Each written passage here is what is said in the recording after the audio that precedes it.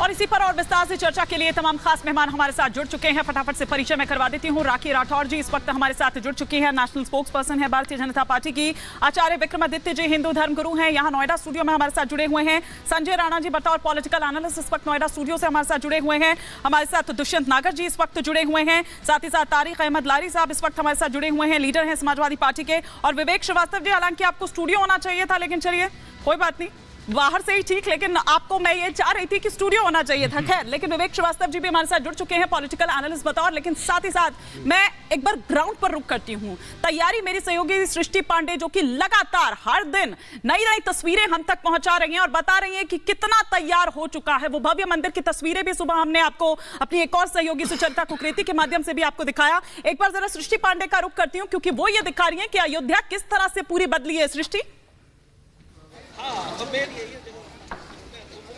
बिल्कुल ईमानी, देखिए आप धर्मपथ, रामपथ, जन्मभूमि पथ से लेकर और सरयू घाट तक का जब जिक्र करेंगी, नजारा देखेंगे तो आपको बहुत खूबसूरत नजारा दिखेगा। आपको बता दें 1 घंटे के बाद में सरयू तट पर आरती भी होगी और आरती के वक्त भी लोग जो है वो यहाँ पर पहुंचेंगे। अभी भी आपको बता दें कि लगातार नौका विहार करते हुए ये जो संख्या आपको खाली दिख रही है, ये इसी वजह से क्योंकि लोग जो है वो नौका विहार करने के लिए यहाँ से गुप्तार घाट का जो रुख है वो यहाँ से कर चुके हैं। और हवाएं चल रही है, ठंड का मौसम है, लेकिन उसके बावजूद भी लोग जो है वो लगातार यहाँ भारी संख्या में पहुंच रहे हैं। चारों तरफ का आप नजारा ये देखेंगे, ये सरयू घाट आप जैसे जैसे यहाँ से आगे बढ़ते हुए नजर आएंगे, वैसे वैसे लोगों की जो संख्या है वो बढ़ती हुई यहाँ पर दिखाई दे जाएगी। तैयारियों की अगर बात करें तो पूरी अयोध्या इस वक्त हमें विकास के दौर में दिखाई दे रही है। चारों तरफ तेजी के साथ में काम चलता हुआ ईमानी नजर आ रहा है। और राम की पैड़ी पर जब आप यानी कि सरयू के उस तरफ जाएंगे तो वहां पर भी रोज शाम को जो लेजर शो होता है उसे देखने के लिए आज भी दीपोत्सव पर जो लेजर शो शुरू किया गया था उसे देखने के लिए आज भी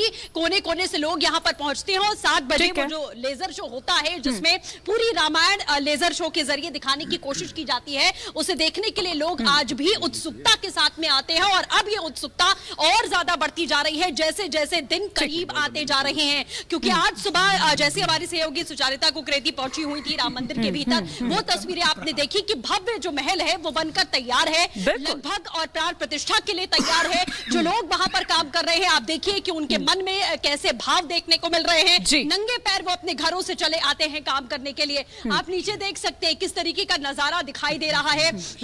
जो नौकाएं हैं वो यहाँ पर सजाई गई है, तैयार की गई हैं। लोग कोने कोने से पहुंचते हैं यहाँ दर्शन करने के लिए, से पहुंचते हैं। वो श्रद्धा, वो आस्था और साथ ही साथ इंतजार है राम भक्तों को 22 तारीख का भी। वो ये चाह रहे हैं कि किस तरह से वो जाकर खुद वहां पर दर्शन कर पाए तो बहुत अच्छा रहेगा। ये उनकी एक कामना का, ये एक उम्मीद वो ये लगाए बैठे हैं। लेकिन जिस तरह से हम व्यवस्था वहां पर देख रहे हैं, चीजें हमें दिखा रही हैं हमारी सहयोगी सृष्टि पांडे। फिलहाल बहुत शुक्रिया इस तमाम जानकारी के लिए आपका। लेकिन दुष्यंत नागर जी, आप ही से मैं इस चर्चा की शुरुआत करूंगी